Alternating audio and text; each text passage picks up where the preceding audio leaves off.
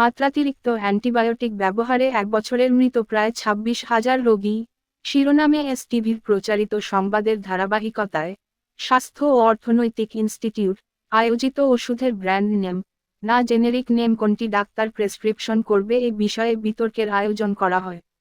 ওষুধ কোম্পানির সাথে ডাক্তারদের সম্পর্ক নিয়ে পক্ষে বিপক্ষে নানা রকম মতামত উঠে আসে। অবশেষে স্বাস্থ্য বিভাগের অতিরিক্ত মহাপরিচালক বলেন, আমরা জেনেরিক নাম দিয়ে শুরু তো করতে পারি। তাতে ওষুধ কোম্পানি এবং ডাক্তারদের মধ্যে দূরত্ব বাড়বে। এমনকি ডাক্তারদের প্রতি নজরদারি বাড়ানো হবে, যাতে ডাক্তাররা ওষুধ কোম্পানির প্রতিনিধি দ্বারা প্রভাবিত হয়ে অপ্রয়োজনীয় কোন ওষুধ প্রেসক্রিপশনে না লিখতে পারে। মিনা, এসটিভি। দুর্নীতি করাতে গিয়ে রোগীর পকেট থেকে যত টাকা যায় তার ৭৩ ভাগই ওষুধ কিনতে। একই জেনেরিকের ওষুধ এক এক কোম্পানি এক এক নামে বিক্রি করে, যার দামও আলাদা। বিক্রি বাড়াতে তাই কোম্পানিগুলোর মধ্যে আছে অসুস্থ প্রতিযোগিতা, চিকিৎসকদের সাথেও থাকে বিশেষ যোগাযোগ। এ নিয়ে ঢাকা বিশ্ববিদ্যালয়ের স্বাস্থ্য অর্থনীতি ইনস্টিটিউটের সেমিনার। এখনই জেনেরিক নামে আগ্রহী নন কিছু চিকিৎসক, তাদের সাথে পুরোপুরি গলা মেলান ওষুধ কোম্পানির প্রতিনিধিরা। ম্যাক্সিমাম জায়গায় রেজিস্টার্ড ফার্মাসিস্ট নাই, তাহলে এই যে জেনেরিক নেমটা লেখা হলো, কোয়ালিটি প্রোডাক্টটা তাহলে কে দিবে? বাজার অর্থনীতির ভিতরে কম্পিটিশনকে ডিসরিগার্ড করার দেয়ার ইজ নো স্কোপ। ধরেন ফার্মাসিউটিক্যাল কোম্পানি অ্যাগ্রেসিভ মার্কেটিং করলোই না, ডক্টর ফ্রন্টে করলো না, কেমিস্ট ফ্রন্টে করলো না, what will happen? Who will give you the choice, give you the options? এখন যে অবস্থায় আছে সেটা বোধহয় আমি মনে করি থাকা উচিত। আলোচনার এক পর্যায়ে সিনিয়র চিকিৎসকরা বলেন, কোম্পানির সাথে ডাক্তারদের স্বার্থের সম্পর্ক থাকা যাবে না। আমরা এখন মেয়ের বিয়ের গিফট নেওয়া শুরু করছি, পিকনিকে খাই।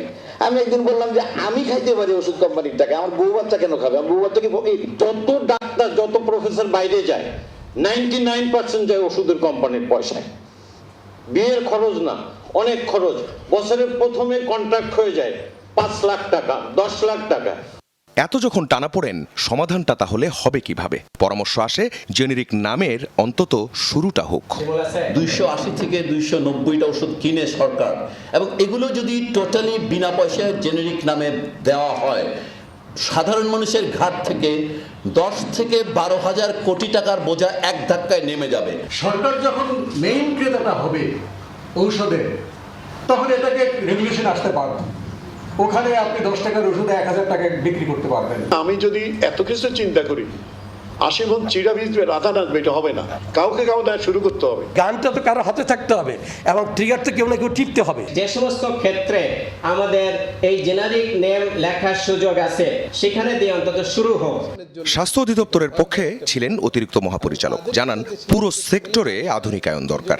ডাক্তারদের প্রেসক্রিপশন অডিট করার কথা জানান তিনি। প্রেসক্রিপশন অডিট, এটা নিয়ে স্বাস্থ্য মন্ত্রণালয় এবং স্বাস্থ্য অধিদপ্তর কাজ করছে। আমার মনে হয় যে সিএমই নিয়েও কাজ করছে, মেডিকেল এডুকেশন, এই পুরো জিনিসগুলি আমরা দেখছি। আমাদের হেলথ কেয়ারটা লোয়ার ট্রাই থেকে বিভিন্ন জায়গায় এত বেশি ফ্র্যাগমেন্টেড হওয়ার জন্যই কিন্তু প্রবলেম বেশি হচ্ছে। আমরা এটাকে ওয়ান আমব্রেলা সার্ভিসে আনতে চাই। গ্রাম আর উপজেলা পর্যায়ে ওষুধের সরবরাহ, মান ও দামের উপর নজরদারি বাড়ানোর তাগিদ দেন অনেকে। ওষুধপত্রগুলি যৌক্তিক দাম নির্ধারণ করেন, তাহলেই তো